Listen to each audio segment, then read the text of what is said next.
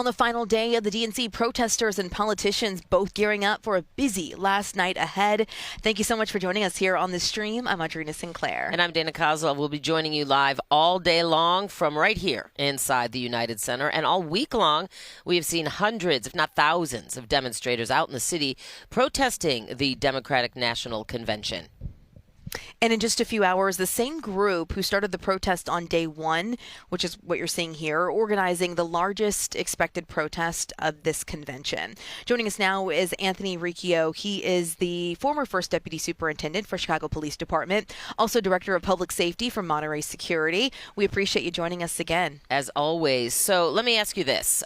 Before we look ahead to today's protests, in your view, how did Chicago police respond to what we saw yesterday and, well, really throughout the week? But let's start with yesterday.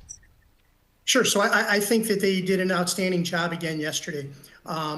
It's day 4 of the conference, but it's day 6 for these officers. They've been working 12-hour shifts. There's been a lot of insults hurled their way. There's been a lot of antagonists who are really trying to bait the police into unprofessional responses. And they've really done a great job. I mean, they've maintained their professionalism. They've maintained calm, which is not that easy. I kind of have a unique perspective on this. I was there for 1996 for the Democratic Convention that was held in Chicago, and I was a frontline supervisor. So I was one of those guys out there with the white shirt, trying to keep everybody focused and keep them calm and keep them in line. Fast forward to 2012 for NATO, I was a commander out there. And you have a little bit more oversight, and you can kind of maneuver the people around a little bit, respond to the problems.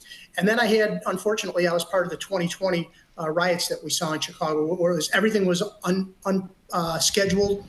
You didn't know where things were going to pop up. And we saw the police were not trained as well as they should have been.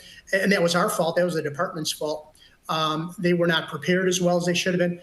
This has been a completely different exercise. And kudos to Superintendent Snelling. He is a lot of his career he spent in the training academy, training young officers as they came on the department. So training is really in his wheelhouse. And I think it's been reflected in how the police have been so far. They've done an outstanding job.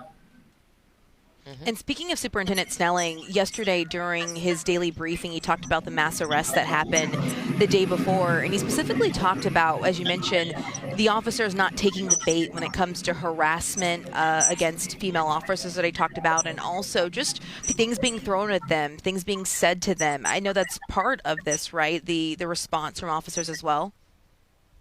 There is. I mean, the response of the officers has been nothing short of professional from everything that I've seen. And again, that's hard. I mean, we're talking day 6 of 12-hour shifts.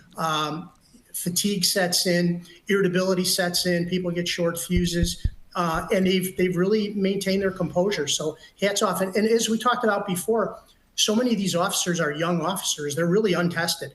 And this is really their first experience with large-scale protests, some civil disobedience, and they've responded perfectly. They've been amazing. There's been undercover officers who have been part of these crowds, walking along with these crowds to kind of monitor the crowd from inside.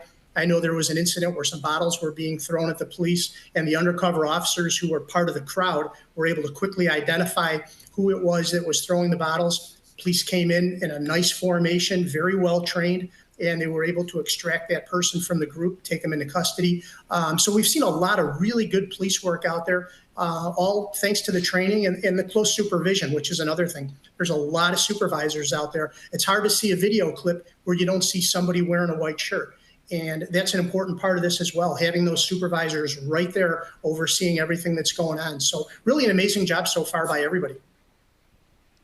Well, I know we have this protest plan for this afternoon. Could be 25,000 people, they say, organizers or more. So we have this day to get through. We hope that if we need to, we can check back with you tomorrow. But for now, we want to thank you again, Anthony Riccio, former first deputy superintendent of the Chicago Police Department and now director of public safety for Monterey Security. Have a good day. Thank you.